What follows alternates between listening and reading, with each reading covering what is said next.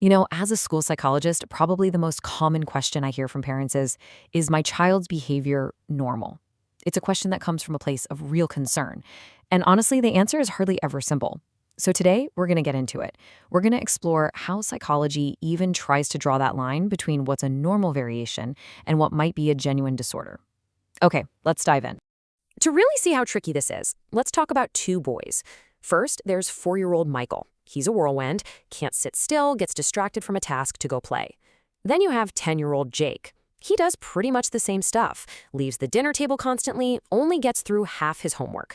Now, even though what they're doing looks almost identical, the psychological conclusions couldn't be more different. For Michael, it's just typical development for a 4-year-old.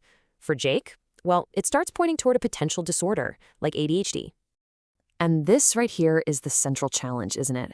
If the very same behavior can be totally normal in one person but a sign of a disorder in another, well, how in the world do psychologists make that call? Where is that line?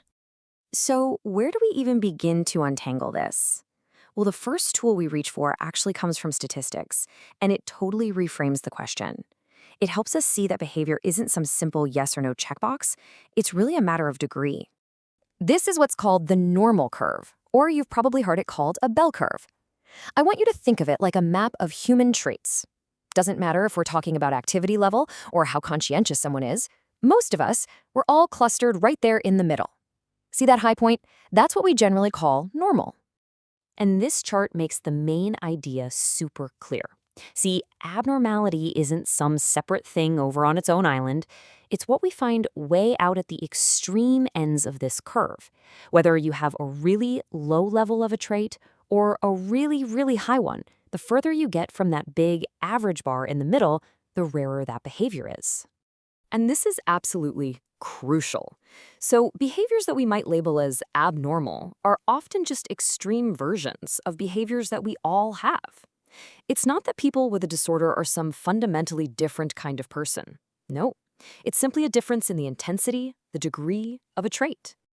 Let's make this real. Take the trait of conscientiousness. We all have some level of it, right? Someone with an extremely low level might really struggle to hold down a job.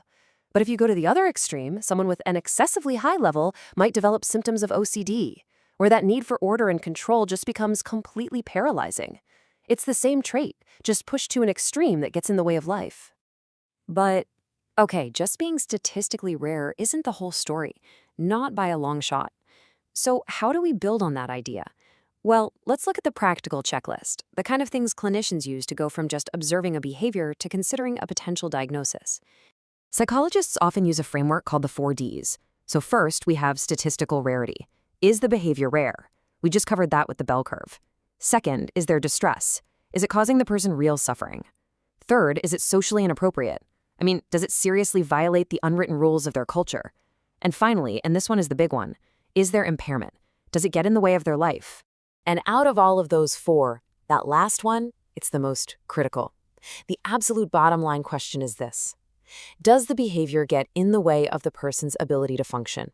Does it interfere with school, with work, with family, with friendships?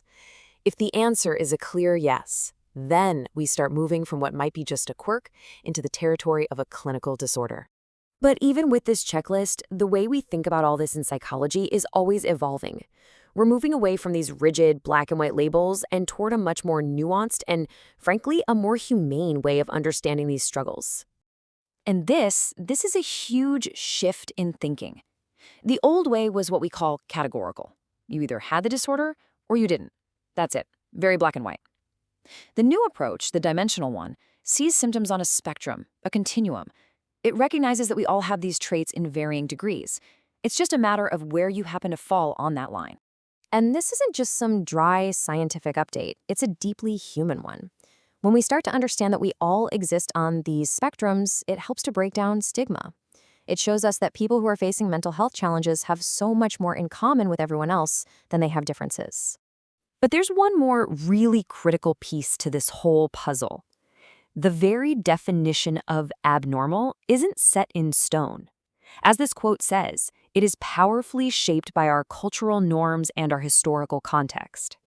Take this incredible example from Vietnamese folk religion. Within a specific ceremony, like a spirit mediumship ritual, someone who claims to be communicating with spirits is seen as having a legitimate, meaningful spiritual experience. The community understands and accepts it. But if that exact same behavior happened outside of that cultural and ritual context, and it was causing problems in a person's life, a clinician would probably view it very, very differently.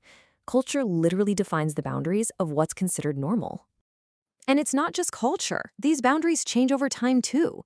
I mean, it wasn't until 1973 that homosexuality was finally removed as a mental disorder from the diagnostic manual. And we've thankfully abandoned these incredibly damaging and just plain wrong theories, like the idea that emotionally cold refrigerator mothers caused autism. Our understanding grows and evolves. And these are such powerful reminders for anyone in my field. They really teach us to be humble and to be incredibly cautious when we think about applying labels to the beautiful, messy complexities of human behavior. Okay, so let's bring all of this together.